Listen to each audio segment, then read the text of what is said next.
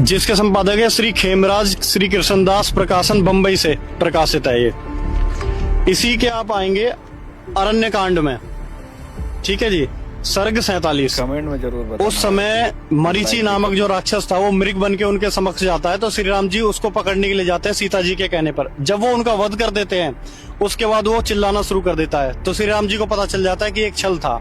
वहां से वो वापस अपने घर की ओर होते हैं, लेकिन उससे पहले वो एक और मृग को मारकर उसका मांस लेकर अपने घर की ओर चलते हैं, जहाँ पर सीता जी और लक्ष्मण जी उनका इंतजार करते हैं। इसी में अगर आप आगे आएंगे इसी सर्ग में, तो वहां पे क्या होता है कि रावण उस समय रूप बदल के जा चुका होता है उनके पास एक ब्राह्मण का।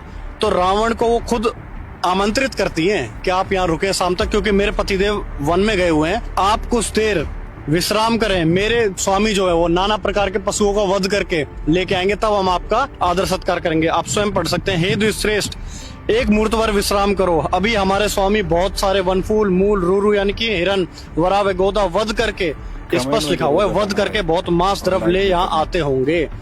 ऐसा तो है नहीं कि फल के जो पेड़ है उनको मार के लाएंगे, जीव को ही मार के लाएंगे। जब वह आवेंगे तब आपका भली भांति से सत्कार होगा, इससे विराजिए। तो यहाँ पे सीता जी स्वयं आमंत्रित कर रही है, क्योंकि वह स्वयं भी मांस भक्षण करते थे, जीव हिंसा भी करते थे, मांस का भी सेवन करते थे।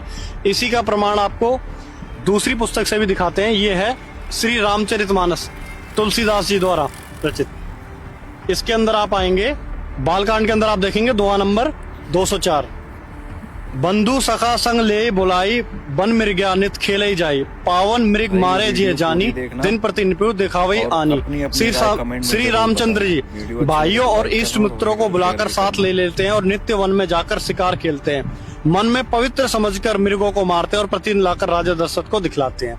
अब मन में पवित्र सोच के मृग को मारते हैं, क्या उससे पाप नहीं लगेगा? जीव हिंसा नहीं होगी, उसकी तो मृत्यु हो गई ना। उससे आगे आप क्या देखेंगे कि जय मृग राम बाण के मारे, ते तनु तजे सुरलोक सिधारे, अनुज सखा संग भोजन करही, मात पिता आज्ञा अनुसरही। कि अनुज सखा संग भोजन करी, कि उन मृगों को मारते हैं, उन मृगों को मारते हैं और फिर उसका मांस भोजन के रूप में खाते हैं। या आप हिंदी में भी पढ़ सकते हैं, जो मृग श्री राम जी के बाण से मारे जाते थे वे शरीर छोड़कर देवलोक चले जाते थे। श्री रामचंद्र जी अपने छोटे भाइयों और सखाओं के साथ भोजन करते थे उनका, और माता पिता की आज्ञा का पालन करते हैं। तो ये कौन सी मर्यादा हो गई? ये तो साफ साफ स्पष्ट दिख रहा है कि वो विकारी थे, मांस भक्षण वो कर रहे हैं। इसके साथ साथ आपको दिखाते हैं कि वो मदिरा का भी सेवन करते थे।